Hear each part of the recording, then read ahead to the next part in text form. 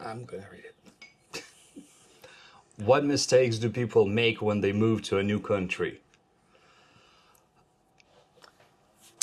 It depends on how you move to a new country, because you can be an immigrant or you can be an expat. And the difference between an immigrant and an expat is if you're an immigrant, you're moving for a better life, for like better finances. Usually it's all about money, of course, but also for better comfort, for better safety, for better, what? Some people just get married. It doesn't matter. You're still an immigrant if you move for like if you're moving for better financial situation, for better job situation, etc., etc. You're an immigrant, all right? And again, usually it's all about money. If you already have money, you're already secure, but you're moving for either like a less expensive life, for better safety, for a different climate, right? So if you have more choices, then you're an expat. That's how I see it. And so the mistakes that either category will make will be different. So, like, for example, if you're an immigrant, I mean, of course, like some mistakes are the same, like not doing enough research about the country, right? But the research you need to be doing is going to be different. Like, for example, if you're trying to move to the US, expecting that the grass will be greener on the other side everywhere, that is definitely the wrong assumption to make. If you have kids, you should definitely make research, or I'm sorry, do research on the difference in school systems, how you can get to college. Do you need to go to college with the current job situations, like job market situation, et cetera, et cetera? So research, I would say, is the like or lack of it is the first mistake. What do you think? I think so. Um, what what mistakes do people make? I think another mistake is to try. There is an expression in Russian. What would you translate it со своим самоваром в Тулу? Oh yeah, I mean this goes for everybody. That's Yeah. that's true. Like it's the closest translation I could offer is when in Rome, do as the Romans do. Когда в Риме делай как римляне, right? So and this happens with everybody also, with expats and immigrants, meaning you bring your own culture to a country that you're moving to, your own manners, your own sometimes very annoying manners. Like if you come from a loud culture and you're moving to a culture that's pretty quiet, it's going to be annoying as fuck. I've seen Americans on a Shinkansen train in Japan conversing really loudly, like really excitedly, like, you know, in Japan. I mean, seriously, like I saw this guy on his bicycle just coming into this bullet train, like see his friend, and they're like, "Oh my God, I haven't seen. This is Japan, motherfucker!" Like, shut up, you know. So it's things like that, or assuming that everybody needs to respect your own religious customs when you're moving to a new country. No, you're moving to a different culture. And no matter if you're an immigrant or an expat, until you assimilate, you're a guest there. And you can't bring your own culture and expect everybody else to follow your culture. So otherwise, it's just a takeover. Yeah. And it's also like not bad. What would I call it? Being an expat and expecting people to do something, or you will have cultural shock, I think, for sure. Oh, yeah, you will have a And cultural shock, definitely, no matter what. yeah, and some level of acceptance would be helpful. What do you mean? I mean, if you like accept that everything is gonna be like different, like even at least try to accept acceptance. Yeah, yeah. I was trying to make it known. Yeah, it will be helpful for the person, because if you resist, Yeah, well, so it's like it's bad for you. It's like you feel like worse even. I mean, with immigrants, I've seen it. Like, by the way, the first mistake that I said not doing enough research, myself and my mom were guilty of that when we moved to the US. But unfortunately, it was like right before the internet became a thing. So doing research was extremely difficult. It was really hard. I moved in 1997, and like I I never had internet before I moved. So, but anyway, you're talking about resisting. I've seen different categories of immigrants, like some people who accept the new culture and kind of assimilate. Like you move to the US, doesn't matter who you are, Russian, Vietnamese, German, you kind of, after a few years, you'll act, sound, speak American. When you're in the US, you speak English, have the same manners, know the sayings, know the lingo, know the humor, etc., etc.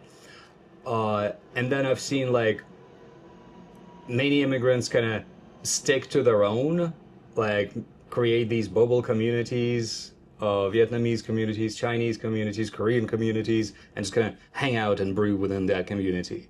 And then inside those communities, there will be individuals who refuse to adapt completely and just keep living in their own culture. Like, if you want to see a good example of that, take a look at Brighton Beach in New York. My God, like seriously, like a lot of those people, not only do they still live, like they refuse to adapt or assimilate, but inside this bubble, they're stuck in time. So like when modern Russians come to Brighton Beach, they're like, it's like back in the 90s, because everybody still looks and dresses like back in the The 90s. mentality also, Yeah, and the I think. mentality too. Like you got the mafia, right? Which in Russia, it's like it's not like that anymore at all, like the way it used to be in the 90s. I mean, of course, there's criminal groups, but they're very different now. So yeah. Anyway, what other mistakes do people make when moving to a new country? So lack of research, not accepting the reality, trying to force everybody to accept your ways of life. I don't know. Let's see what ChatGPT thinks about it. Well, why not? I mean, we use these questions are actually generated by ChatGPT. So, what mistakes do people make when moving to a new country? Let's see what ideas this I thing. speak from my I experience. speak from my experience too. I've spoken from my experience so far. But maybe we forgot something. Romanticizing without research, number one.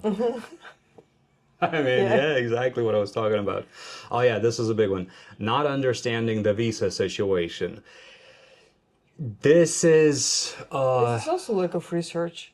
it's lack of research. Yeah, it's also lack of research, but we haven't mentioned this. I would say this is even more important if you're an expat. If you're an immigrant, like, you focus on one country and you have to do research, otherwise the immigration is not going to happen. But if you're an expat, you have more options, and sometimes like you can kind of be a nomad, right? And if you don't understand the visa situation, like in Vietnam, for example, that can easily lead to overstays and fines or or getting deported, deportation. Anyway, trying to recreate home life, bringing habits, Yeah. routines. We spoke about that. Underestimating bureaucracy.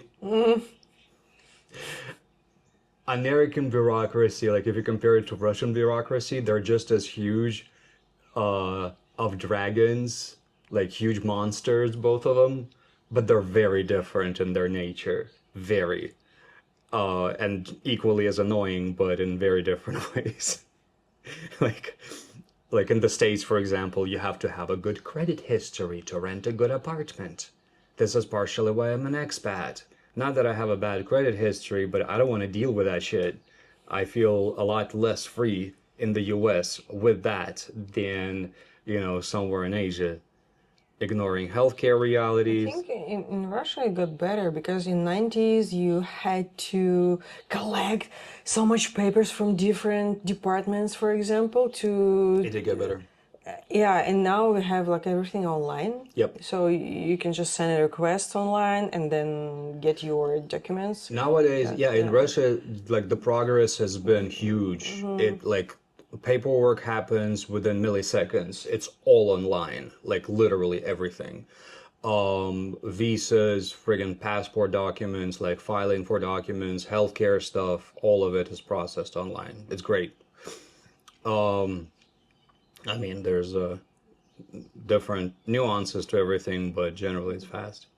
Being socially passive, isolating, we already spoke about that. Financial overconfidence. This is both for expats and for immigrants. Underestimating how much the US costs, that's a big one. Your money can go, like you think it's like, oh, I have $10,000 that like I've been saving up for this for a couple of years. Yeah, it's not a lot of money in the States at all. Or the other way around. If you're an expat, you move to Thailand, for example, you assume everything's cheap until you go to the hospital. Oh yeah. Right? If you don't have any insurance, Yeah. it's gonna be quite expensive. Yep. So, not testing before committing, I think that falls under research and cultural insensitivity. Like like I spoke about this, but this is ChatGPT typing the same thing that I spoke about. Like loud talks and like loud conversations in public. It says loud complaints, but doesn't matter. Loud anything, right? Inappropriate dress. You go to I don't know, go to whatever, go to another country, go to a Muslim country, dress like a Westerner on the beach. You're not gonna like that, right? So when in Rome, inappropriate dress, pushing too hard in negotiations. Anyway, but pretty much everything that we mentioned, everything that we mentioned was mentioned by ChatGPT either, which I think calls for tomorrow's topic. And if you guys got anything to add to this, please leave a comment. And or if you have a question that you want us to Or discuss. maybe you made some mistakes that Or maybe you made some mistakes moving to a different country in whatever status. Maybe your parents made those mistakes. I know my mom did. So yeah, leave that in the It's your comments. turn, I think. It is my turn. Yeah. So let's see what we got for the next one. Make a hat. Like, yeah, this is hat. I dropped it. Put it back. This is a different one. Why are we so addicted to fast results? I know why. Well, okay, let's talk about it Because of tomorrow. reward system in our brain. Yes, you're going to be talking more than me tomorrow. Okay. Well, this is your job. Kind of. Yeah, this is more what you do. So, Yeah, I'm kind of specialist in behavior. yes. So, that's what we got tomorrow. And thank you very much for watching, guys. Don't forget to give this video a like and subscribe to the channel if you like what you see. And yeah. See you in the next one. Okay, fine. I'll turn it off.